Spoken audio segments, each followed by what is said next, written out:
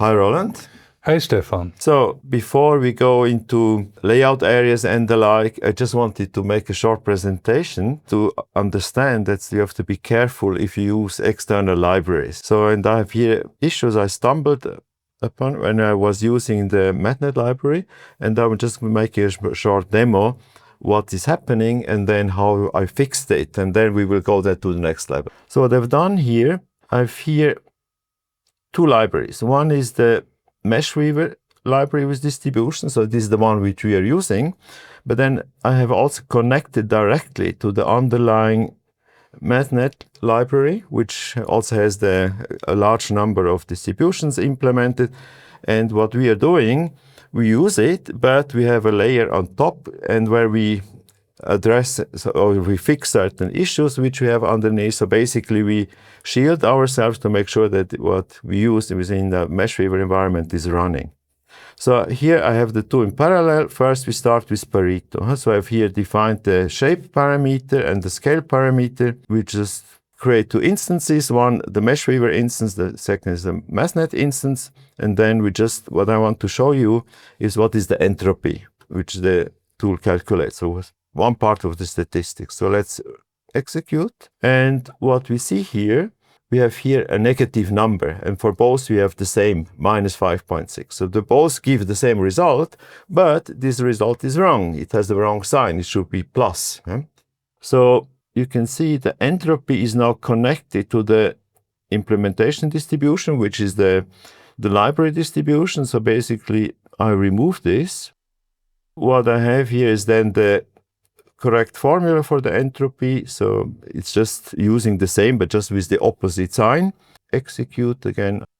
We will see now the MeshWeaver comes with a plus and the underlying still, of course, with a minus. So this is just one thing which we need to be aware. So we need to test whatever we implement, and then it's relatively easy to overwrite if it's necessary. The second thing I did is, and this is a little bit annoying, but it's not really critical. In design, we don't really use the entropy for many things, but sometimes when we look at the statistics, we want to have the correct sign. Here I have a second thing. Let me run this again. I have done the same with the negative binomial. What I do with the negative binomial is not only to look at some statistics like the entropy, but I am sampling from the distribution. This is something which we will do quite often. When you have a distribution, what we then need is random numbers, so we are sampling, and of course the sample should provide more or less the same statistics as the underlying distribution. This is what we would expect, right? Now let's have a look. Here on top, let's look at first the MeshWeaver negative binomial. I created it by giving the mean, which is 50, and the Q, which is the ratio of the variance, and the mean, which is 1.5. The parameters R is 100 and P is 2/3, 0.666. And look at this number here, 1 divided by 1 minus P, in this case is 3. But this will be important a little bit further down. Now, I have here a sample of 1,000 random numbers. The model mean is 50, the Q is 1.5. The sampled mean is 49.75, Q 1.56. I say with this we will be happy, right? We don't expect to have a ratio of exactly 1, but it should be close. And the more samples you have, of course, the closer this ratio should get to 1. So in the case of the mean, we have a ratio of 0.995, the Q 1.04. So the variance is a little bit bigger deviation, which we also expect. This is nothing unusual. Now, if I do the same with the underlying distributions from the MATNet distribution, then we have something very interesting. Suddenly, the mean is 3 times as high as the model mean, which is, of course, very strange. And this ratio is exactly the same as this ratio here, the factor of 3.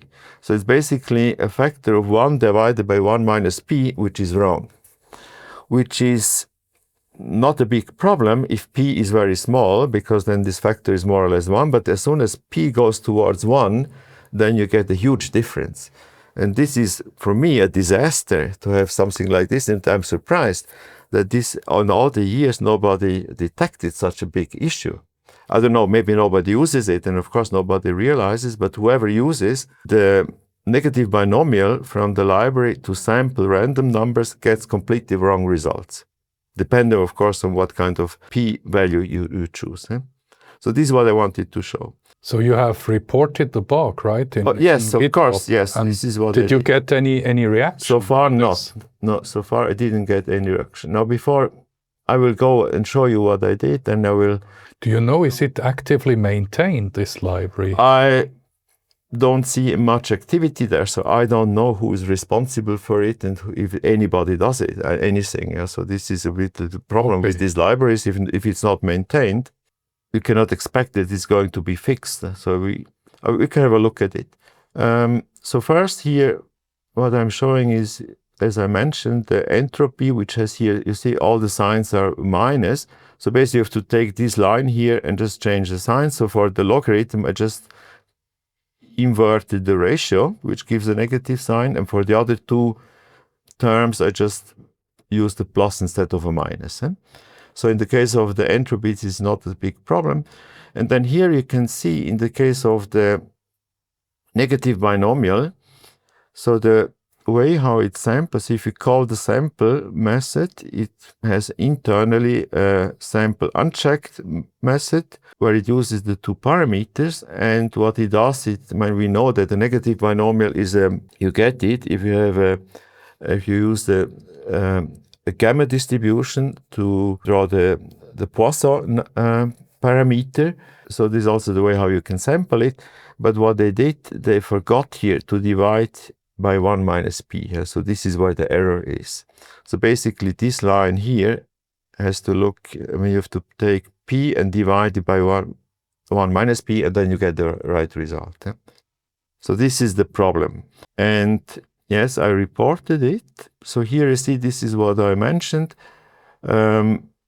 This was 3 weeks ago, and so far I have no reaction. So this is, we can also go into the code and have a look, but the situation is more or less clear. I just checked and I saw that the last commit was in 2023. So it looks like this library is orphaned. So I wasn't aware of this when we started off with the project. So it's fortunately enough, both of us have the skills to implement this ourselves, and both of us have done it before. But it really looks difficult to work in an environment where this is not maintained.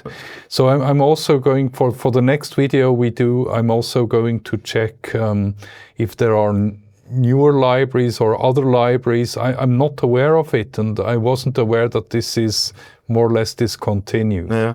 So for our purpose, at the moment it works, but then we have to think, as you say, we have to think about, should we replace it with a different library, or should we implement all ourselves, what we need, which of course is a lot of work, but it can be done, of course. I mean, we have the skills to do it, but of course, I don't know if you want to focus on implementing what has already been done, or we should do the more interesting stuff, which is then building the reinsurance infrastructure, which is basically our goal. Yeah, I think what you do is perfectly, it's exactly what I would do as well.